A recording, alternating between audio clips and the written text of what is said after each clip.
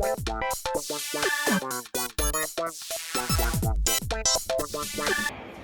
teman-teman, perkenalkan kami dari kelompok 5.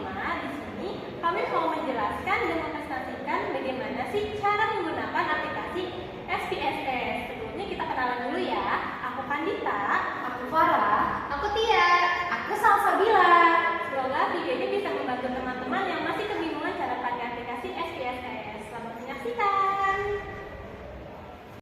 Oke teman-teman, balik lagi sama aku. Di sini adalah tahapan awal dari proses kita menghitung di aplikasi SPSS.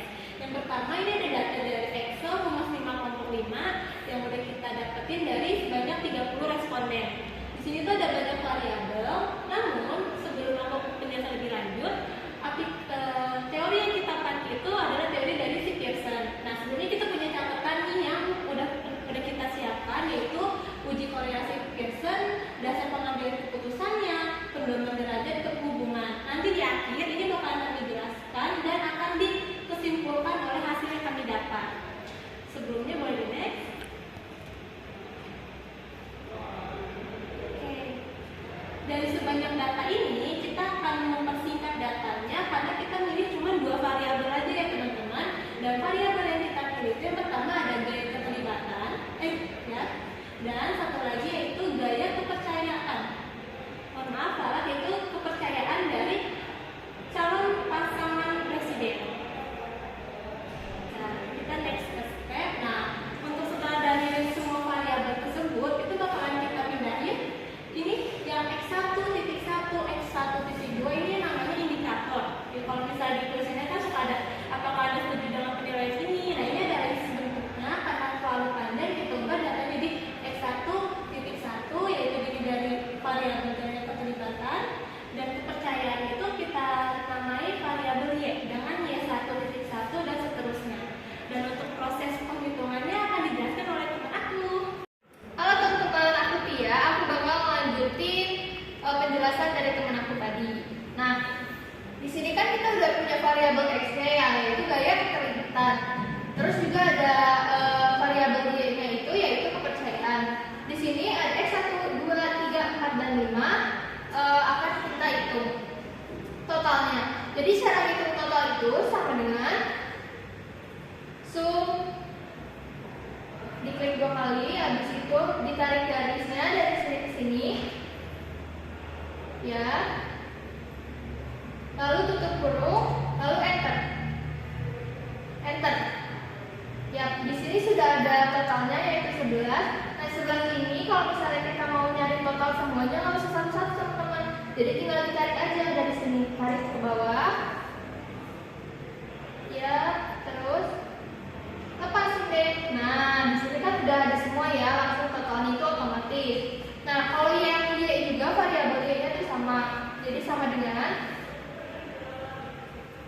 sum, habis itu ditarik garisnya dari sini ke sana ya, tutup kurung lalu enter. Ya, sama seperti tadi. Jadi kita tarik juga ya ke bawah agar totalnya itu otomatis. Ya, udah deh kayak gini. Nah, udah kayak gini, terus kita bisa langsung ke SPSS-nya. Nah, setelah di SPSS akan dijelaskan oleh teman saya. Oke, kita lanjut pembahasan dari teman kita. Lanjut. Setelah data ini ditangkalkan, kita pindahkan ke SPSS.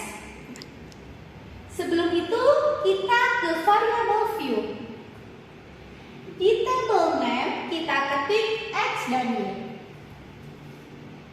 Di table desimal, kita ubah jadi 0. Lanjut ke label dengan isi gaya keterlibatan, kepercayaan. Lanjut, di sini measure, ubah ke nominal dua-duanya. Habis itu, copy variabel X ke SPSS.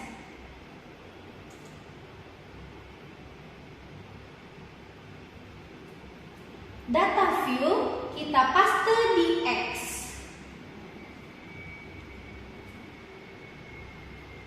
Sekarang kopi yang variabel Y. Pindahkan ke SPSS.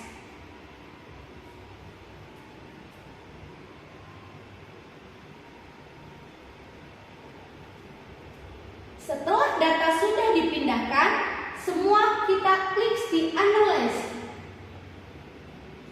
Lalu klik Corel. Setelah itu pilih Behavioral. Kita pindahkan dua variabel ke kanan. Pastikan person ke checklist. Setelah itu klik off.